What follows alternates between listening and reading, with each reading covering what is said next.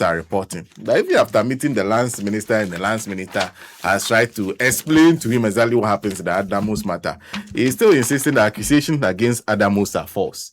Is this an old report, or is still not convinced? Mr. Cudjoe, thank you very much for your time and good morning to you. Hi, morning. Yeah.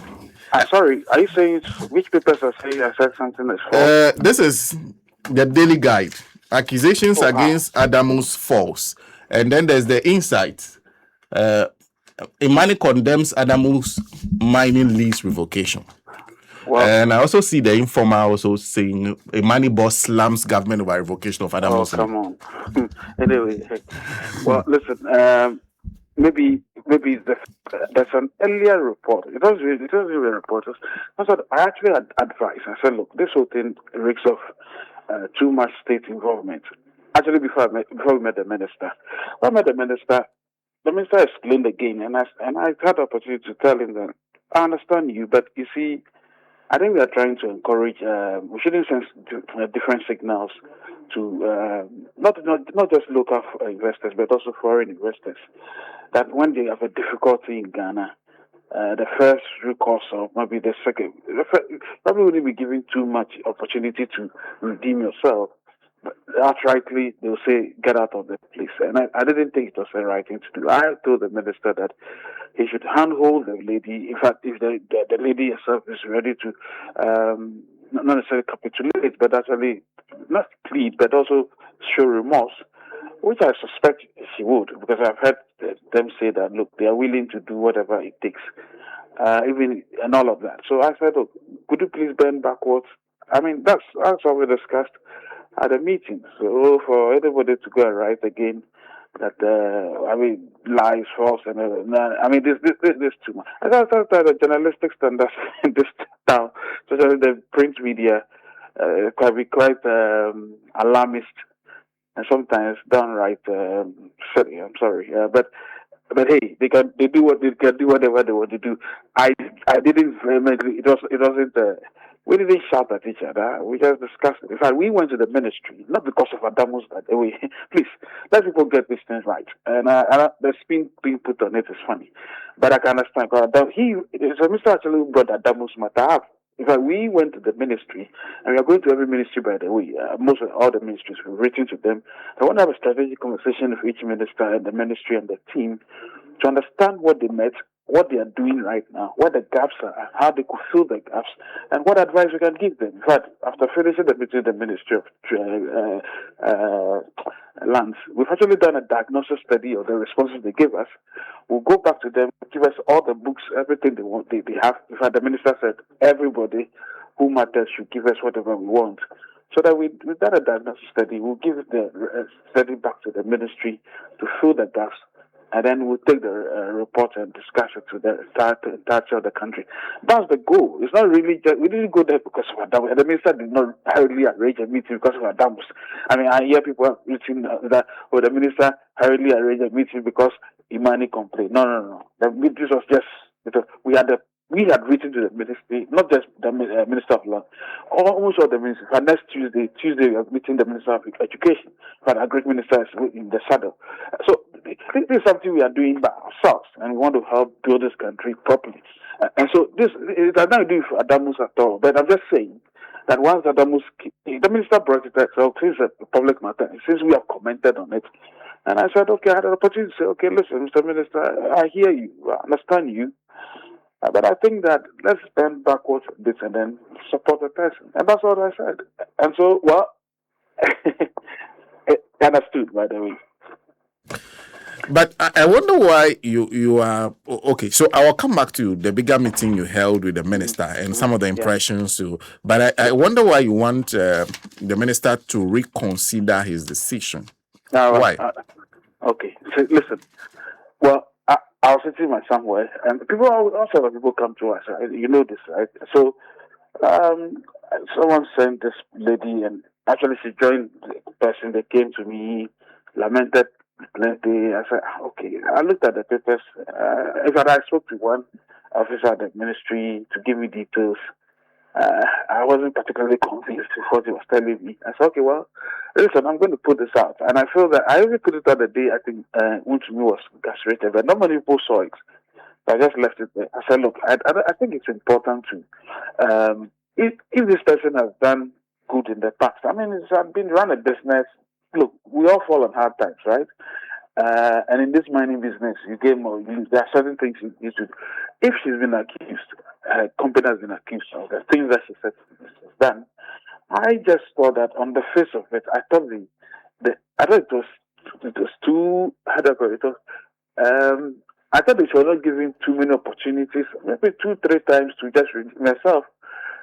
Rather than me giving just a 14-day ultimatum to reply without that, the gavel came. I don't know. Look, I don't know whether there are certain members or whether there are some little fights going on. All I'm interested in is that, okay, if this lady has done business in the past and she's been able to recruit people, even if she's the place, they said she had lease house or part of the concession to Galamsey. It's a serious crime, it's a serious issue, and all of these things have to be investigated. And then, if they've done all of that, and I've seen certain documentation to the effect that somebody from her company actually must have been engaged in Galamsey, and I think, yeah, I understand that, but I felt that, okay, look, there have been legit businesses. I mean, some of our big companies do claim to be formal. There are all sort of issues, but at least they talk the truth. And this has been a formal business before, you understand? So it's not like an illegitimate small galamsey somewhere. So if there have been issues like that, why don't you sit with her and talk through? So I've heard all sorts of things. I've heard that all kinds of things. People say, I'm not interested. Whether she belongs to one camp, she did finance somebody else against the minister. I'm not interested. I never even brought those up with the minister because I feel it's not tangential. My goal is to ensure that at least, okay, there's a business person who may have been exposed negatively. If the person can be helped to brought back to because I asked her, are you willing to go on the straight and narrow path? She said yes. I said, okay, well then go ahead and get it done. That's a spiritual which I spoke to the minister about. So for me, people can twist all sorts of things, but I suspect they probably just want my name up there. They use for their own agenda. But that's fine. Mr. Cudjoe, to be fair to the Daily Guide, and they quote you verbatim, and perhaps their conclusions maybe from the things they say you said. At the meeting with the ministry, he says, we are grateful to the hardworking Minister of Lands and Natural Resources, my good friend, Minister Kofi Bua, who is navigating an intricate political minefield to restore our flora and fauna. The minister must protect his reputation from whimsical plundering as cloaked as legal actions by agencies like the Minerals Commission. Having seen all documentations, I have no doubt the accusations against Adamus are heavily contrived and choreographed over just 3 investigative days without following Act 703's rules. Yeah, but I said that, but not at the ministry. No, listen, that's different. That's what I said that I earlier wrote. Okay. The first time I wrote, I said all of it, and I'm not running away from it. Okay. So there's nothing, but I'm just saying that to combine it to make it look as though at the meeting, I said. So he didn't say this at the meeting? No, not at all. So you see the twist I'm saying? Yeah. It's a lie. I wrote this thing when Untumi was incarcerated that long ago. Okay. Because they are capturing it as what you said when you met the ministry. Listen. But what I'm trying to say is that I didn't know because they saw this thing posted long ago. It was not true. Because yesterday I saw someone also say that, despite the fact that Minister hurriedly arranged a meeting with Mr. Cudjoe still told him that he should get up. Hey, babe.